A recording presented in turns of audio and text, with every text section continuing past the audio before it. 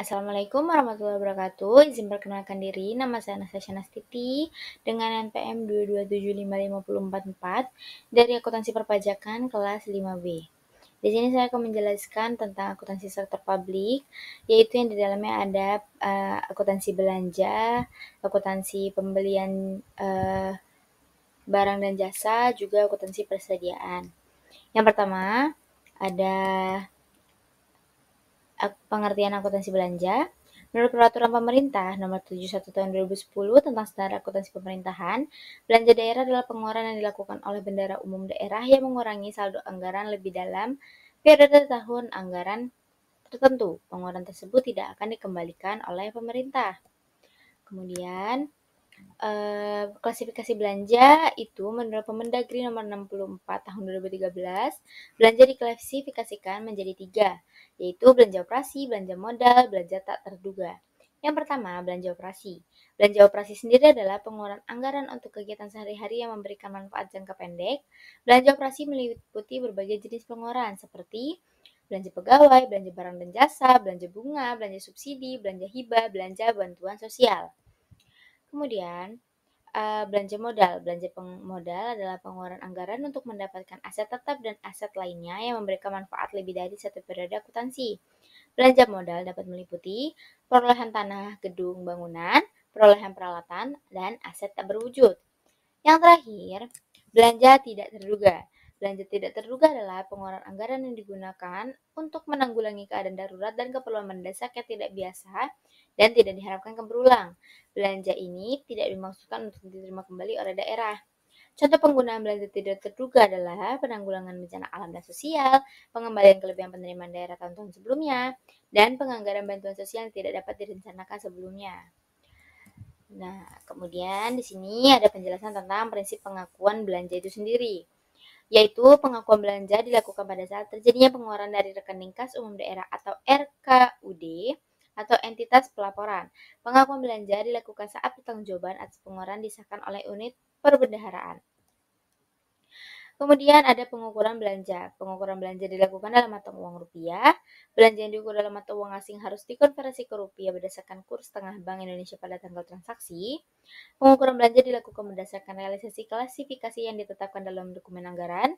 Pengukuran belanja dilakukan berdasarkan asas bruto. Dan yang terakhir, pengukuran belanja dilakukan berdasarkan nilai nominal yang dikeluarkan dan tercantum dalam dokumen pengeluaran yang sah. Kemudian, pencatatan belanja barang dan jasa.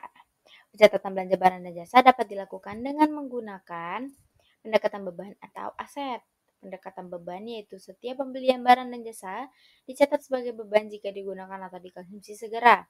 Pendekatan aset yaitu setiap pembelian barang dan jasa dicatat sebagai persediaan jika digunakan dalam satu periode anggaran atau untuk berjaga-jaga.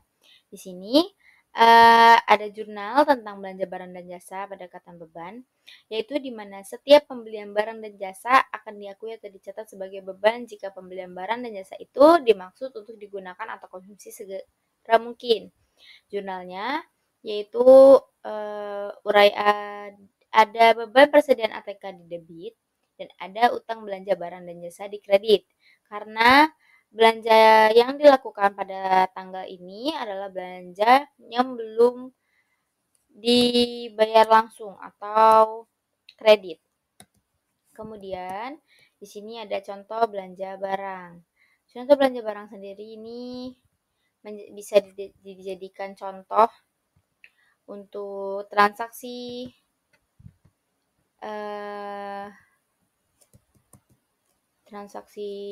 maaf ya, ganti sabar. Nah, ini dia.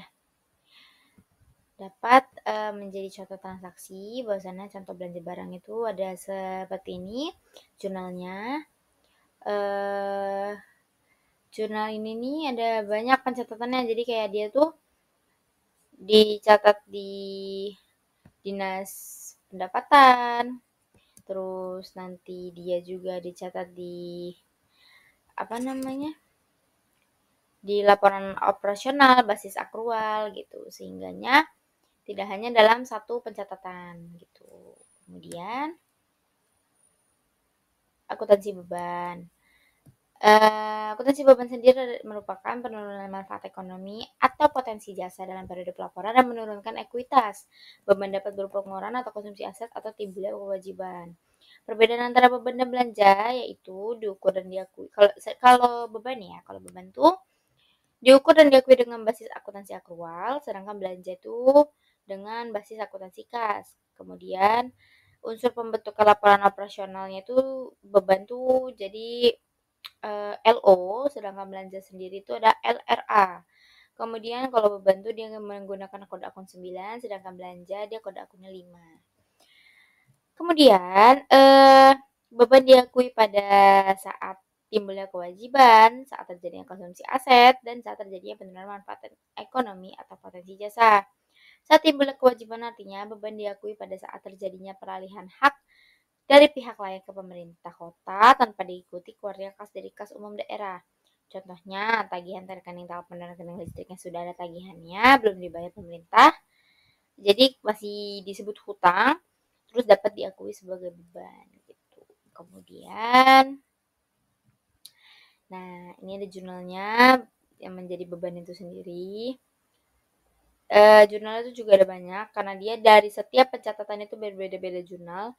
Sini jurnal LO dan neraca-nya itu dengan nama jurnal beban gaji pokok pada RKPPKD, sedangkan jurnal LRA-nya belanja gaji pokok perubahan asal gitu. Kemudian beban dan belanja pegawai ini ada contohnya di mana ketika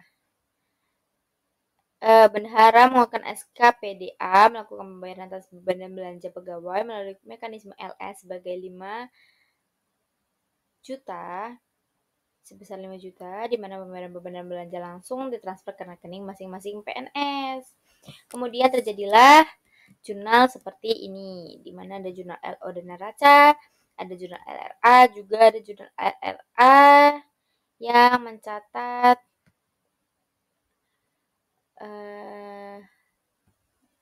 sesuai dengan yang telah ditetapkan gitu deh pokoknya ya. Terus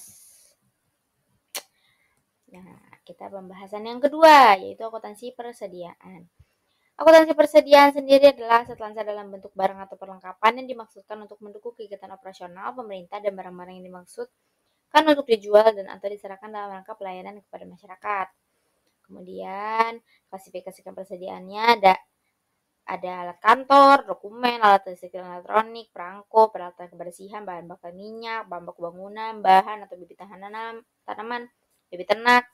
Itu menjadi persediaan. Kemudian pengakuan persediaan sendiri diakui saat potensi manfaat ekonomi masa depan diperoleh pemerintah dan mempunyai nilai atau biaya yang dapat diukur dengan andal.